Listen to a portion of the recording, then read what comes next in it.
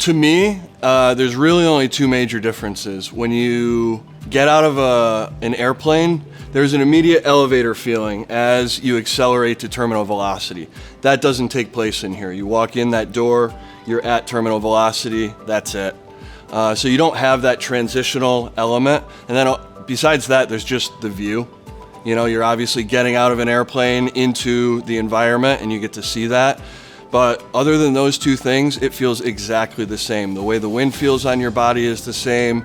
The way that your body movements impact your flight path and things like that is all identical. If I closed my eyes, I wouldn't notice the difference.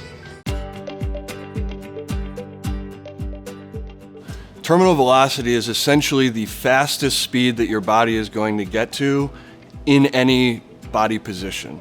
And so I say in any body position because it's very important to understand that, you know, the human body can move in a lot of different ways.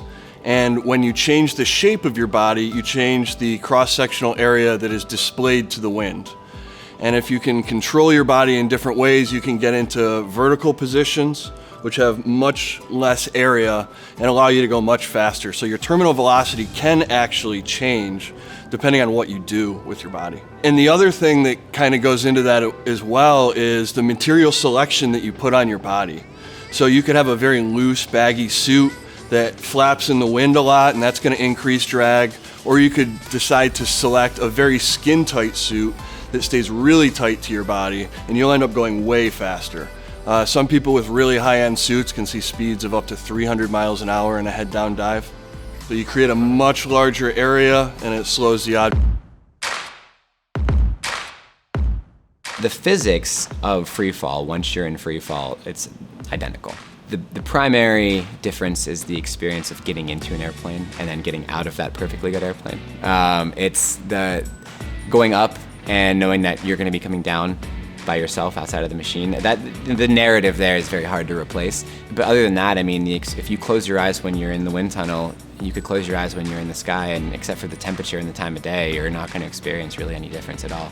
From a physics and design standpoint, if you go back to the free body diagram, you know, in a free fall outside of an airplane, you're the moving body and the ground is the static datum. And in this case, you know, the ground and you are static and the air flows, which the air is moving past you. So it's just kind of reversing roles and in highlighting that, you know, in engineering, you can kind of flip your perspective and still achieve the same effective model. Early on in engineering, you learn that air is a fluid as much as like water is. It's just compressible versus incompressible. So when we know that these invisible things are very much material in nature, we can start to work with them like we work with anything in our lives. So you work with the fluid. The way that fish swim in the water is kind of the way that anything will fly. And, you know, Bernoulli's principle is what people understand, you know, an aircraft wing, for example, it creates lift. So in the same way that, you know, lift and drag allow birds and airplanes and things to stay in the air, it's the same way the human body stays in the air. So in a free body diagram, if you look at the human being as a static element, say when they achieve the equivalent of terminal velocity in the wind tunnel. So when the airspeed moving up is equivalent with their body speed going downwards, right? So there's this harmony, this equilibrium between the gravitational force on their body and the lift that the air creates in their body with the drag of the surface area of their body. And so the free body diagram is effectively three components. You know, it's the gravity, and it's the lift, the air going up and creating a point. You know, it's all the drag on their body. So it's very simple. But then once you realize the human body is not a single point load, it's a very eccentric load. That's what makes flying interesting. Yeah, definitely. And different body shapes, you know, like I'm a very tall, skinny guy. You know, if a short, heavier person flies with me, we're gonna have a totally different flying dynamic. I'm gonna catch a lot more wind relative to my body weight than they are. So I'm gonna have to fly in a very folded, very aerodynamic position, and they're probably gonna have to spread out their arms as far as they can so that we can come to the same level. Well, it's definitely for stability. It's the most efficient way. A new flyer comes in, they're so overwhelmed with the experience because everything about getting a wind tunnel is foreign to anything they've ever experienced.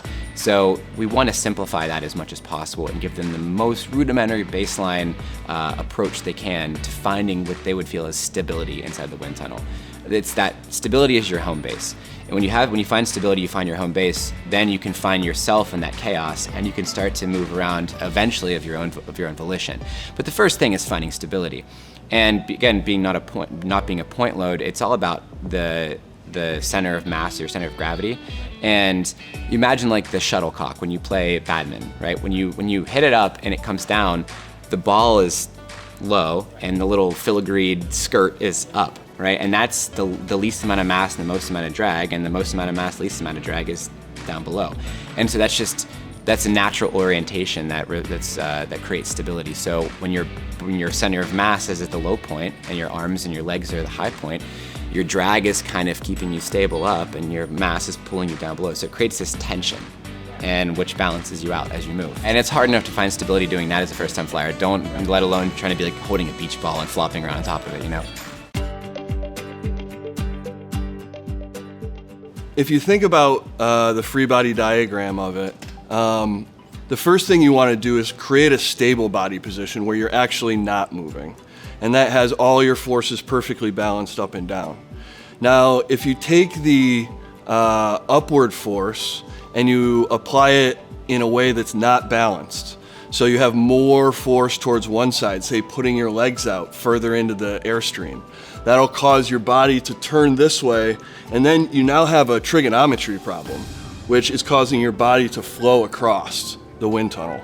And so you can do that in many different ways. You can put your legs out to go forward, you can put your arms out to go backward, you can manipulate side to side in the same way. One way to look at that is just, again, the deceptive amount of force with which the air is moving inside the wind tunnel. So the speed of the air is moving in an average for someone like my size, 120 to 130, 140 miles an hour. So if you engage that, with full drag, your body is going to move that fast. So the smallest tweak just means you're creating more engagement with air that's moving that fast. Air being compressible, right? But it's also a fluid, so its strength is in its compression. It's going to hold you up. But when you go side to side, there's very little friction and very little resistance to breaking that side to side movement. So you can move across that plane pretty readily. When you have 140 miles an hour of force, pushing you, and then you have no resistance one way, you're going to move that way pretty quick. Again, when we learn to engineer things, we learn to work with the forces around us. So there's physics everywhere. There's a force that's happening on everything at all times. And when we learn to work with those forces, oftentimes leverage creates an opportunity to do very little work and maximize, the inherent opportunity. If you think about the free body diagram of it, the first thing you want to do is create a stable body position where you're actually not moving. And that has all your forces perfectly balanced up and down. Now, if you take the upward force and you apply it in a way that's not balanced, so you have more force towards one side, say putting your legs out further into the airstream, that'll cause your body to turn this way, and then you now have a trigonometry problem, which is causing your body to flow across the wind tunnel. And so you can do that in many different ways. You can put your legs out to go forward, you can put your arms out to go backward, you can manipulate side to side in the same way. So that really is when you take your statics problem and create a dynamics problem. When you start creating an imbalance in the symmetry of your body, that creates a continuous movement. And when you get very, very skilled at controlling your body and moving around the wind tunnel, you can connect those different movements together into flips and layouts and barrel rolls and all kinds of different variations.